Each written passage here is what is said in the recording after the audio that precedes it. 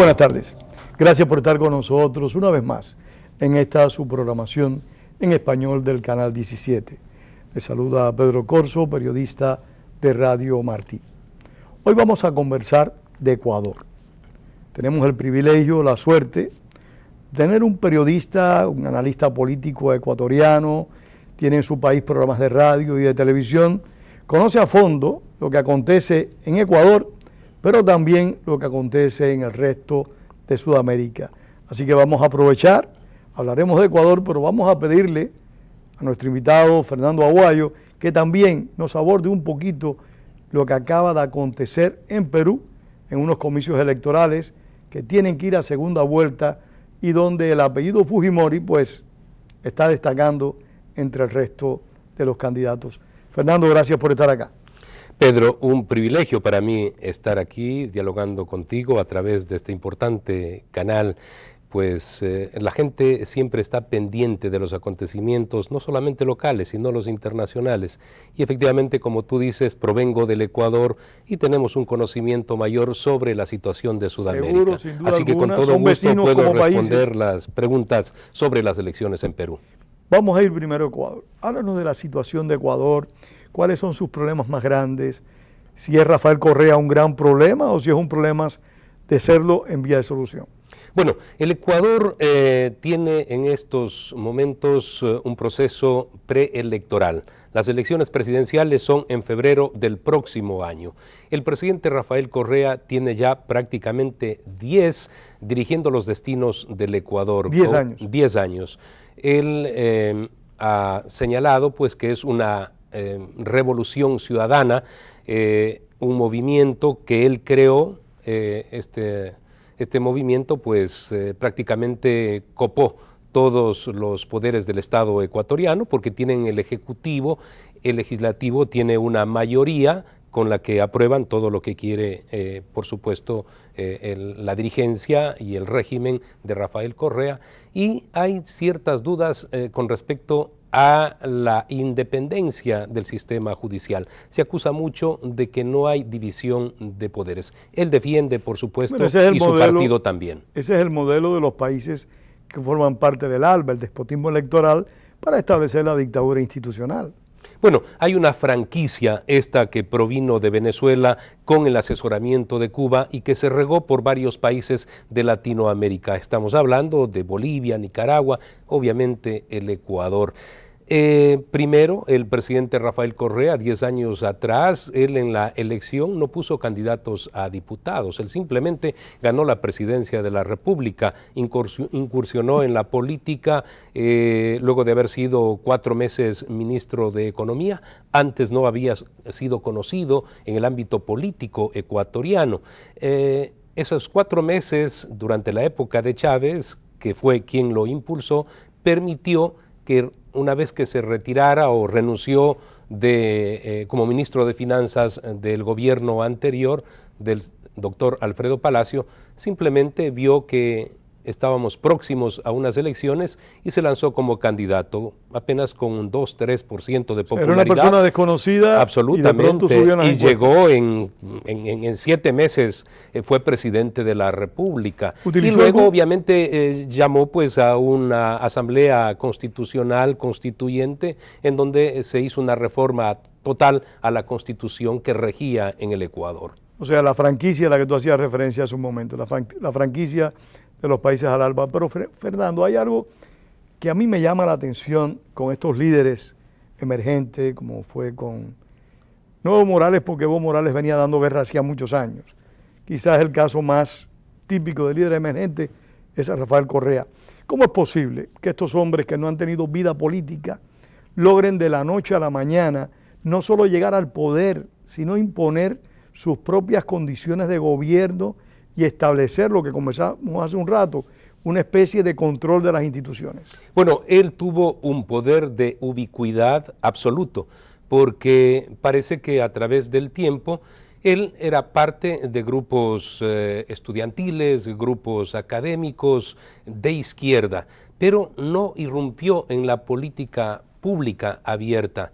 Esperó el momento, vio a Chávez como el impulsor de esa revolución chavista en varios países, y lo que hizo es, para tener una llegada oficial, buscar ese Ministerio de Economía. Él es economista y efectivamente yo he preguntado en ocasiones al expresidente, como periodista que tienes acceso, ¿por qué lo eligió?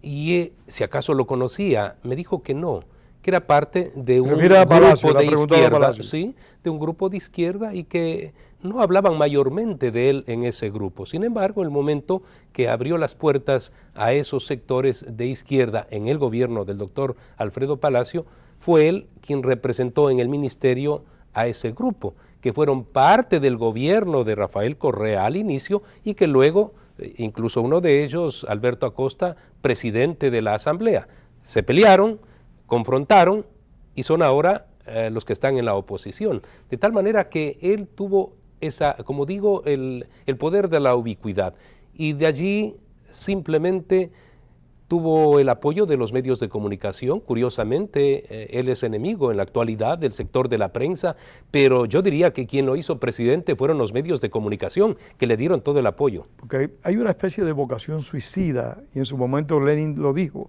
en relación a las personas que tenían capital, que por tal de hacer dinero eran capaces de vender la soga con la que iban a ser colgados. Y hay que apuntarlo así. En Cuba pasó lo mismo, en Venezuela también. Muchos periodistas fueron los principales promotores de estas figuras despóticas que a fin de cuentas son enemigos de la libertad de expresión. El economista Rafael Correa, yo debo reconocer, él no mintió. Él se presentó en la palestra pública como es y como ha demostrado durante estos 10 años de ejercicio en el poder. Él siempre denostó de los organismos multilaterales, de los organismos internacionales, habló del imperio, habló en contra de los Estados Unidos. Él no ha cambiado su discurso. Pese a todo aquello, y además que siempre profesó una política económica de izquierda, tuvo el apoyo de los medios de comunicación. Quizá, yo diría, 10 años después, los medios de comunicación, frente al otro candidato, el conocido bananero, un empresario importante, uno de los hombres más ricos del Ecuador, el abogado Álvaro Noboa, él ha sido candidato en 4 ocasiones. Él, junto a Rafael Correa, pasaron a la segunda vuelta electoral. Y quizá pues no mereció el apoyo de los medios, y por antipatías probablemente a ese candidato volcaron ese impulso y ese apoyo al que ahora es presidente Rafael Correa. El problema es que a veces los electores, y lo hemos comentado en este programa con otros invitados, los electores a veces nos equivocamos y seleccionamos a personas que realmente en la primera oportunidad que tienen lo que tratan es de conculcar nuestros derechos. Pero lleva 10 años en el gobierno. Tu evaluación ha sido un gobierno en 3 aspectos: en temas de derechos, en temas económicos y un tema muy importante, en tema de respeto a la Constitución. ¿Cómo ha sido el gobierno de Rafael Correa? Voy a iniciar con el tema económico, que es sustancial, fundamental. El Ecuador, durante estos años de altos precios del petróleo, porque es un exportador de petróleo, marginal dentro de la OPEP, porque apenas exportamos o producimos 550,000 barriles. Sí, pero cuando estaba a $100 el bueno, barril, superó los $100. El gobierno ecuatoriano, según estimaciones, ha recibido más dinero en estos años que todos los gobiernos en la historia del país. Esa cantidad de recursos ha llevado a que efectivamente haga obra pública, especialmente obra vial, carreteras. Carreteras que han sido pues construidas en las diferentes provincias y regiones del Ecuador. También ha hecho hospitales, se ha preocupado por el tema de la salud. Igualmente diríamos por el ámbito de la educación. Pero yo debo decir que el presidente Rafael Correa desde el inicio se equivocó en su planteamiento sobre lo que debe ser el desarrollo de una nación. Y tuve la oportunidad de entrevistarlo antes de que llegara a la presidencia. Siempre confronté, siempre dije, es ideal lo que usted señala, pero ¿cómo lo va a hacer? tuvo la oportunidad porque tuvo los recursos, pero no fueron invertidos, por ejemplo, en el ámbito privado, impulsando producción. Yo siempre considero... Impulsando industria, la agricultura, considero que la inversión, el trabajo, la producción, es el dínamo del desarrollo de una nación. Sin duda alguna. Sin embargo, no se hizo mucho por aquello, y en estos momentos nos estamos dando cuenta que ese error lo tenemos que pagar todos los ecuatorianos, porque es el segundo año que estamos viviendo una crisis económica en donde se degenera, por ejemplo, la ocupación, hay despidos, hay abandonos, hay menos trabajo, y por lo tanto queda evidenciado que no se hizo lo que había que hacer, no se hicieron los deberes en el ámbito de la producción, que es la forma de crear riqueza en un país. Sí, porque es que invertir en obras viales, en escuelas y en hospitales es importante, hay que decirlo, es fundamental, pero también hay que pensar para cuando lleguen las vacas flacas, para cuando lleguen situaciones económicas no deseadas, y parece que ese fue el modelo que copió la señora Cristina Fernández en Argentina, y que algunos apuntan también ha copiado Evo Morales en Bolivia, que ha tenido un boom con el precio del gas. El asistencialismo les da votos y por lo tanto es mejor hacer ese tipo de inversión de carácter social. Sí, una política de welfare, como se dice aquí. Eso tiene unos límites, ¿no? Y además debe ser inteligentemente diseñada, escuchando todos los sectores, no solamente escuchando aplausos cuando uno entrega algún tipo de obra. Hay que escuchar a los sectores, por ejemplo, privados, que desde hace mucho tiempo prendían las alarmas de que no se estaba estimulando, por ejemplo, la inversión extranjera o nacional, y que eso iba a ser un problema.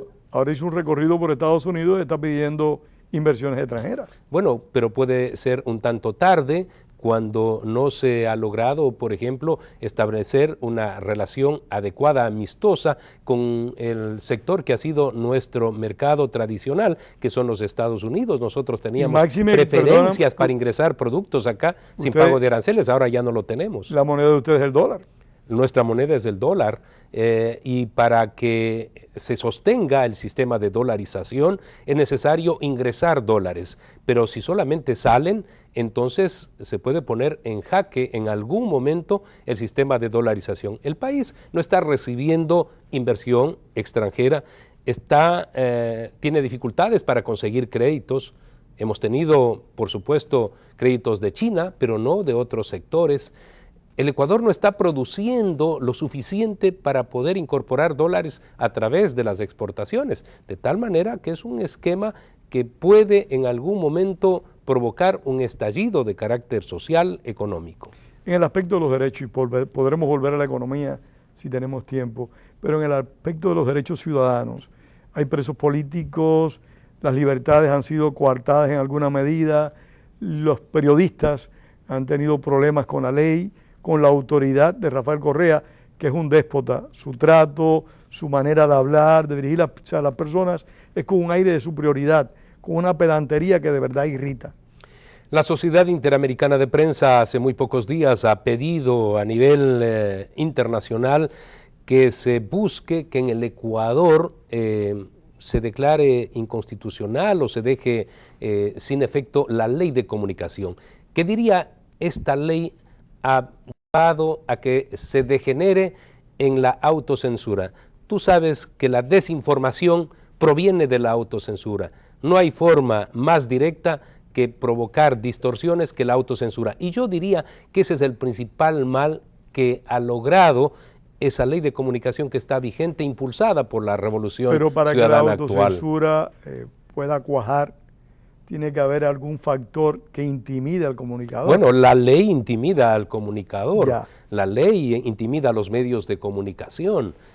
A no dudarlo, es la forma en que el régimen ha visto, digamos, cómo lograr difundir la política de ellos e impedir el que, por ejemplo, se haga investigación. En estos momentos que está muy de moda por lo ocurrido con los Panama Papers, estamos viendo que en el mundo se puede investigar de manera abierta. Te diría que en el Ecuador no se puede hacer esto. Es muy difícil que se abran las fuentes de información, todas, en el ámbito privado y en el ámbito público. En el privado muchas veces no queremos tener problemas con el gobierno, por lo tanto nos mantenemos al margen. Y en el ámbito público, cuando pides, y esto lo señalan los medios impresos especialmente de comunicación, que son los que más hacen o hacían investigación, siempre pues vemos ahí en la crónica expresar que pidieron una entrevista o buscar información en una fuente pública y que les dijeron que están muy ocupados, que será en el futuro. Esa hora nunca llega, ¿no? Fernando, en el marco de gobierno se han producido escándalos de corrupción, como los apreciamos en Venezuela, en Brasil, en Argentina. Hay escándalos de corrupción registrados que están judicializados. Hay un escándalo del inicio de gobierno con un ministro de Deportes que pues en algún momento él incluso fue grabado con un celular cuando un funcionario y alguna otra persona fue a su despacho y él decía, pero tienen que tratar conmigo, ¿por qué fueron donde el presidente? Yo soy el dueño del circo. Y claro, ese señor que inicialmente fue defendido por el presidente, luego pues tuvo 8 juicios de carácter penal, en 4 ha tenido sentencias. Es un caso del inicio de gobierno, pero que te diría es emblemático porque uno de los implicados, cuando fue la policía a detenerlos, se comió los cheques. Entonces en el Ecuador hay un caso que se llama el come cheques. El hombre se metió los cheques para poder eliminar las pruebas. La prueba, ¿no? Pero no hay ningún escándalo ni ninguna acusación en contra de Rafael Correa. En contra de él sobre temas de corrupción no, en contra del presidente. Hay en contra de algunos funcionarios. Incluso algunas de las denuncias han provenido del propio régimen también en contra de funcionarios. Cuando caen en desgracia los funcionarios. Ocurre aquello. Hay otro caso que llamó mucho la atención por la indignación que degenera en los propios ciudadanos. Un argentino de apellido Dusac llegó junto a 2 o 3 exfuncionarios argentinos para ser asesores en el Ecuador, en el ámbito de las cifras. Recuerden que hubo un escándalo en Argentina cuando se maquillaban las cifras de indicadores económicos, de inflación. Allá ellos fueron acusados en el Congreso, dejados de lado dentro del Estado argentino y llegaron al Ecuador. Bueno, uno de ellos simplemente se conoce haciendo uso de algún tipo de fuerza política relacionado con algún funcionario, logró créditos por $800,000 de la noche a la mañana sin que le soliciten un solo documento que certifique cómo puede pagar. Claro, y ¿para qué es ese dinero? No entregó garantías, este hombre cogió el dinero y se fue. Fernando, el tiempo que corre lamentablemente muy aprisa. Las alternativas, las posibilidades de cambios políticos en Ecuador. Hay la Constitución, un apartado que tiene, permite la reelección indefinida de parte del presidente, aunque Correa dijo que él, en una acción muy generosa, no iba a presentarse en los comicios del año entrante. Háblanos brevemente de esa situación. Correa candidato, ¿tiene la Revolución Ciudadana heredero? ¿Alguna personalidad que pueda sustituir a Rafael Correa en caso de que él no quiera seguir? Lo primero, el Ecuador no permitía la reelección. Esto lo planteó el propio presidente Rafael Correa en el pasado. Él dijo que nadie era indispensable. Eso lo dijo Hugo Chávez, lo dijo Evo Morales, todo lo dijeron.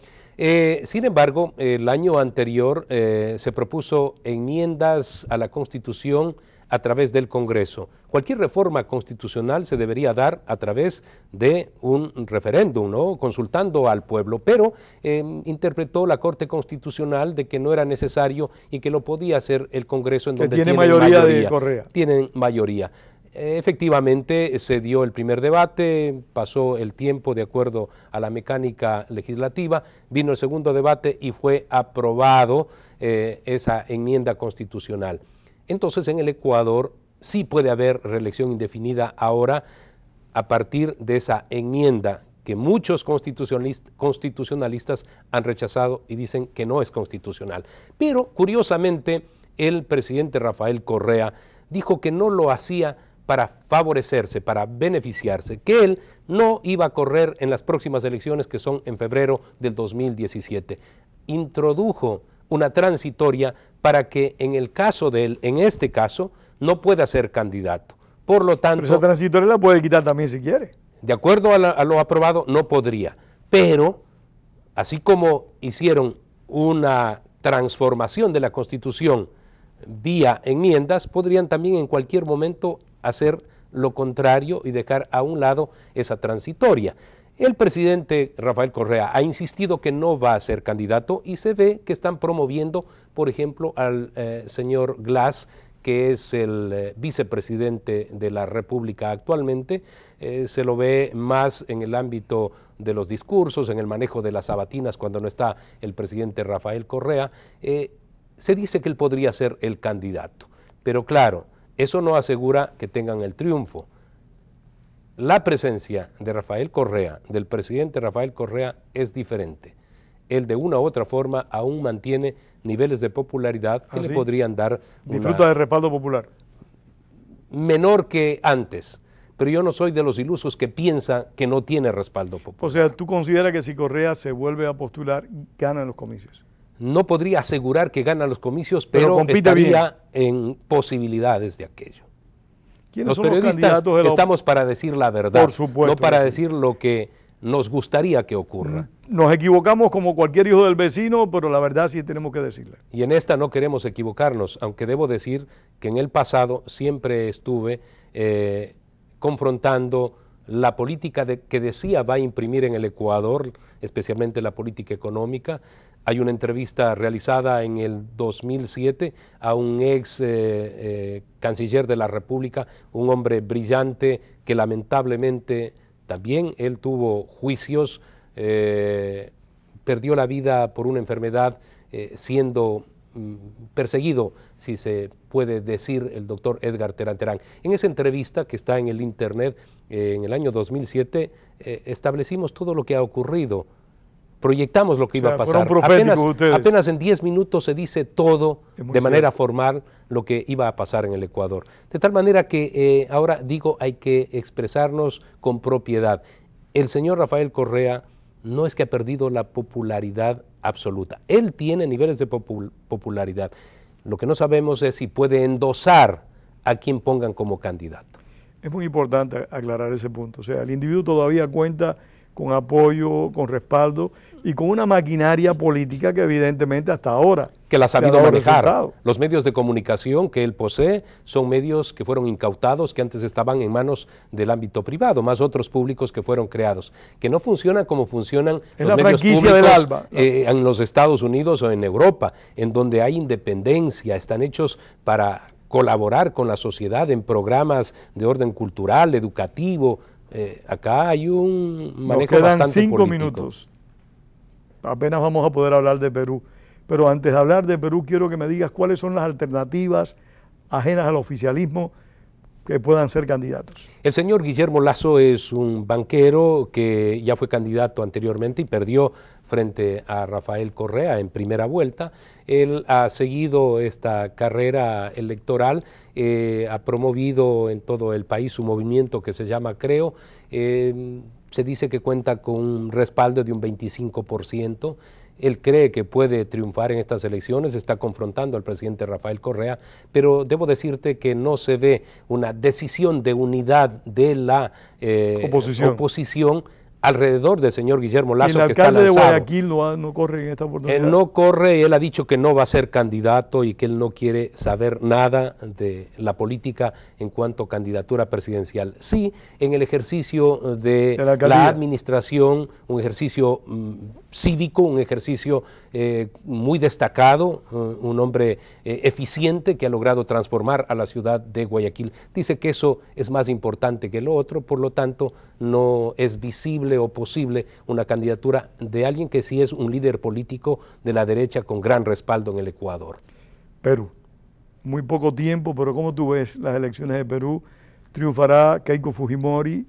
¿Podrá, si triunfa Keiko Fujimori, que se repita en alguna medida el mandato, la orientación de Fujimori, padre en el Perú? Bueno, lo importante es decir que pasaron a la segunda vuelta dos candidatos de derecha, la señora Keiko Fujimori y el señor Pero una de Pedro izquierda Pablo quedó bastante Kuczynski. cerca. Una de izquierda quedó bastante cerca. Si ganaba esa persona, era tan peligroso porque recordemos que ella es una persona del ámbito chavista, ¿no? Es una izquierdista. Lo que en su momento fue Ollanta Humala, que después cambió.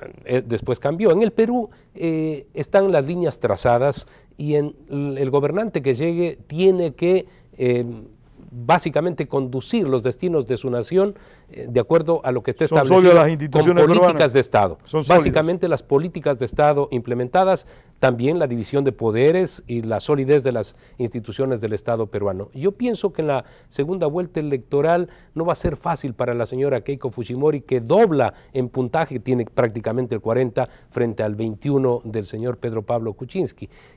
No es tan fácil que ella triunfe, es probable que haya un gran apoyo para el señor Pedro Pablo Kuczynski y de pronto llega a la presidencia. Claro, puede también ocurrir en que haya un perdón a la señora Keiko Fujimori, que debe cargar con esa mochila de lo negativo de su padre, que en lo económico pero también hizo bien y luchó contra el terrorismo, pero la corrupción hizo al final de la cuenta, sacó muy mal resultado. Sí, y pues está preso su padre y creen que ella podría incluso permitir la libertad, ¿no? de es lo más de probable, su padre. Es lo más probable. Sería inevitable. Es humano además. Es su padre. Pero aparte de eso hay un punto importante en el caso de la señora Fujimori, y es que ella fue primera dama de su padre. Sí, o sea, en alguna medida pueden asociarla a ese pasado. Y lo asocian. Ese es el problema que ella tiene en estos momentos. Realmente los hijos no son culpables de las acciones de sus padres. Ha pasado tanto tiempo y ella ha seguido en la carrera política, fue la más votada en las elecciones para Oye, en los comicios hace varios años atrás también ocupó la una más buena votada, posición. claro, absolutamente. Realmente hay que confiar en que los electores sean sabios y sepan tomar decisiones más allá de los compromisos Pero lo políticos. importante, y vale la pena como ejemplo decir que Perú es el país que más ha construido institucionalidad en los últimos años. Y en el ámbito económico, pues esas líneas maestras de las que no se han separado los gobernantes y que ha permitido que Perú sea en estos momentos el de mejor desempeño económico. Fernando, muchísimas gracias. Muy amable, Pedro. Hemos hablado de Perú, de Ecuador y hemos aprendido mucho contigo. Un verdadero gracias gusto. a Fernando Guayo por haber estado acá y gracias a ustedes con nosotros por haber compartido esta tarde. Les invitamos de nuevo la semana entrante. Recuerden, este jueves 21 tenemos una conferencia dedicada al 55 aniversario de la Brigada 2506 en 4400 West Flagler. La entrada es gratis a las 7 de la noche, jueves 21. También hay que tener presente, como decía el apóstol Martí, la palabra es para decir la verdad y no para encubrirla. Gracias.